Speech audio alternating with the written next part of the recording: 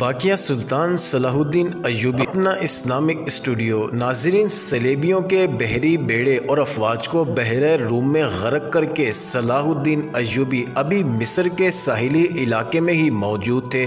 7 دن گزر گئے تھے، صلیبیوں سے تاوان وصول کیا جا چکا تھا، مگر بحیرہ روم میں ابھی تک بچے کچے بحری جہازوں کو، کشتیوں کو نگل رہا تھا اور انسانوں کو اگل رہا تھا۔ صلیبی ملاح اور سپاہ جلتے جہازوں سے سمندر میں کود گئے تھے۔ دور سمندر کے وسط میں 7 روز بعد بھی چند ایک جہازوں کے بادبان پھڑپھڑاتے نظر آ رہے تھے۔ ان میں کوئی انسان نہیں تھا۔ پھٹے ہوئے بادبانوں نے جہازوں کو سمندر کے رحم و کرم پر چھوڑ دیا تھا۔ صلاح الدین ایوبی نے ان کی تلاشی کے لیے کشتیاں روانہ کر دی تھی اور ہدایت دی تھی کہ اگر کوئی جہاز یا کشتی کام کی ہو تو وہ رسوں سے گھسیٹ لائیں، اور جو اس قابل نہ ہو ان میں سے سامان اور کام کی دیگر چیزیں نکال لائیں۔ کشتیاں چلی گئی تھیں اور جہازوں سے سامان لایا جا رہا تھا۔ ان میں زیادہ تر اسلحہ اور کھانے پینے کا سامان تھا یا لاشیں۔ سمندر میں لاشوں کا یہ عالم تھا کہ لہریں انہیں اٹھا اٹھا کر ساحل پر پٹک رہی تھی۔ ان میں کچھ تو جلی ہوئی تھی اور کچھ مچھلیوں کی کھائی ہوئی، بہت سی ایسی تھی جن میں تیر پیوست تھے۔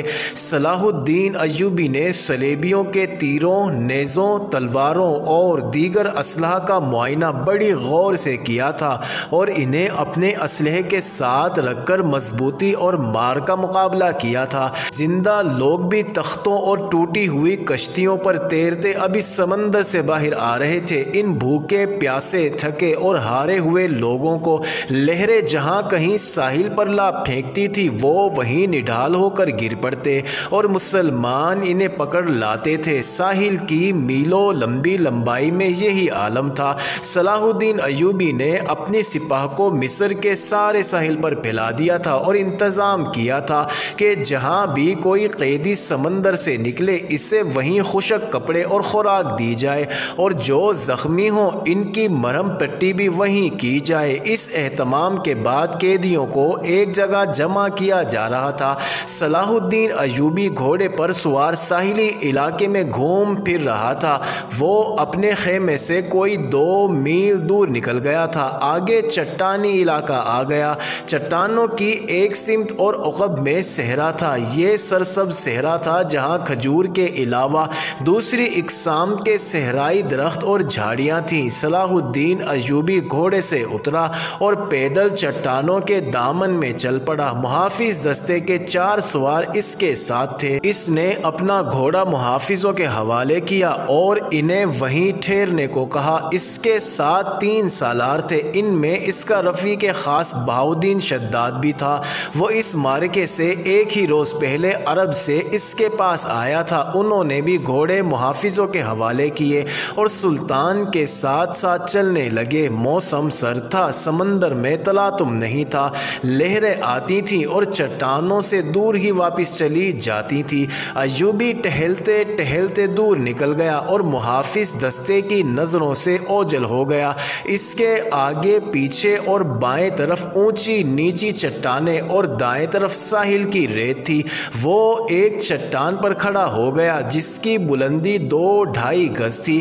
اس نے بحیرہ روم کی طرف دیکھا۔ یوں معلوم ہوتا تھا جیسے سمندر کی نیلاہٹ سلطان صلاح الدین ایوبی کی آنکھوں میں اتر آئی ہو۔ اس کے چہرے پر فتح و نصرت کی مسرت تھی اور ایوبی کے چہرے پر شادمانی کے آثار بالکل واضح نظر آ رہے تھے۔ صلاح الدین ایوبی نے کہا، کس قدر تعفن ہے اس کی، اور سالاروں کی نظریں ساحل پر گھومنے لگی۔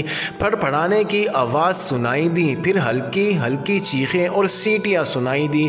اوپر سے 3-4 گدھ پر پھیلائے اترتے دکھائی دیے اور چٹان کی اوٹ میں جدھر ساحل تھا اترتے گئے۔ ایوبی نے کہا، لاشیں ہیں۔ ادھر گیا تو 15-20 گز دور گدھ 3 لاشوں کو کھا رہے تھے۔ ایک گدھ ایک انسانی کھوپڑی پنجوں میں دبوچ کر اڑا اور جب فضا میں چکر کاٹا تو کھوپڑی اس کے پنجوں سے چھوٹ گئی اور صلاح الدین ایوبی کے سامنے آ گری۔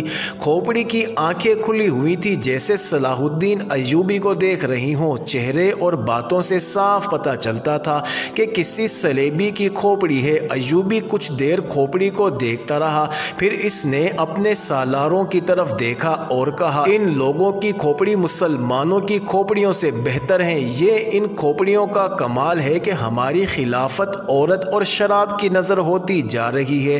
صلیبی چوہوں کی طرح سلطنت اسلامیہ کو ہڑپ کرتے جا رہے ہیں۔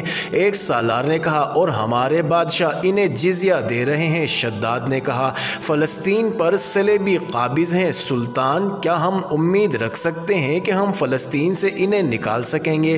خدا کی ذات سے مایوس نہ ہو شداد، صلاح الدین ایوبی نے کہا، ہم اپنے بھائیوں کی ذات سے مایوس ہو چکے ہیں۔ ایک اور سالار بولا، تم ٹھیک کہتے ہو۔ سلطان ایوبی نے کہا، حملہ جو باہر سے ہوتا ہے اسے ہم روک سکتے ہیں۔ کیا تم میں سے کوئی سوچ بھی سکتا تھا کہ کفار کے اتنے بڑے بحری بیڑے کو تم اتنی تھوڑی سی طاقت سے نظر آتش کر کے ڈبو سکو گے؟ تم نے شاید اندازہ نہیں کیا کہ اس بیڑے میں جو لشکر آ رہا تھا وہ سارے مصر پر مکھیوں کی طرح چھا جاتا۔ اللہ نے ہمیں ہمت دی اور ہم نے کھلے میدان میں نہیں بلکہ صرف گھات لگا کر اس لشکر کو سمندر کی تہ میں گم کر دیا۔ مگر میرے دوستو، حملہ جو اندر سے ہوتا ہے اسے تم اتنی آسانی سے نہیں روک سکتے۔ جب تمہارا اپنا بھائی تم پر وار کرے گا تو تم پہلے یہ سوچو گے کہ کیا تم پر واقعی بھائی نے وار کیا ہے؟ تمہارے بازو میں اس کے خلاف تلوار اٹھانے کی طاقت نہیں ہوگی۔ اگر تلوار اٹھاؤ گے اور اپنے بھائی سے تیغ آزمائی کرو گے تو دشمن موقع غنیمت جان کر دونوں کو ختم کر دے گا۔ وہ آہستہ آہستہ ساحل پر چٹان کے ساتھ ساتھ جا رہا تھا، چلتے چلتے رک گیا، جھک کر ریت سے کچھ اٹھایا اور ہتھیلی پر رکھ کر سب کو دکھا۔ یہ ہتھیلی جتنی بڑی سلیب تھی جو سیاہ لکڑی کی بنی ہوئی تھی، اس کے ساتھ ایک مضبوط دھاگا تھا۔ اس نے ان لاشوں کے بکھرے ہوئے اعضاء کو دیکھا جنہیں گدھ کھا رہے تھے، پھر کھوپڑی کو دیکھا جو گدھ کے پنجوں سے اس کے سامنے گری تھی۔ وہ تیز تیز قدم اٹھاتا کھوپڑی تک گیا۔ 3 گدھ کھوپڑی کی ملکیت پر لڑ رہے تھے۔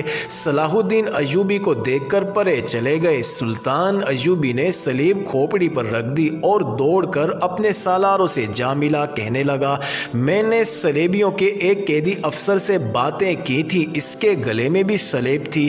اس نے بتایا کہ سلیبی لشکر میں جو بھی بھرتی ہوتا ہے اس سے سلیب پر ہاتھ رکھ کر حلف لیا جاتا ہے کہ وہ سلیب کے نام پر جان کی بازی لگا کر لڑے گا اور روئے زمین سے آخری مسلمان کو بھی ختم کر کے دم لے گا۔ اس حلف کے بعد ہر لشکری کے گلے میں سلیب لٹکا دی جاتی ہے۔ یہ سلیب مجھے ریت سے ملی ہے، معلوم نہیں کس کی تھی، میں نے اس کھوپڑی پر رکھ دی ہے تاکہ اس کی روح سلیب کے بغیر نہ رہے۔ اس نے سلیب کی خاطر جان دی ہے۔ سپاہی کو سپاہی کے حلف کا احترام کرنا چاہیے۔ معزز ناظرین، یہ انٹرسٹنگ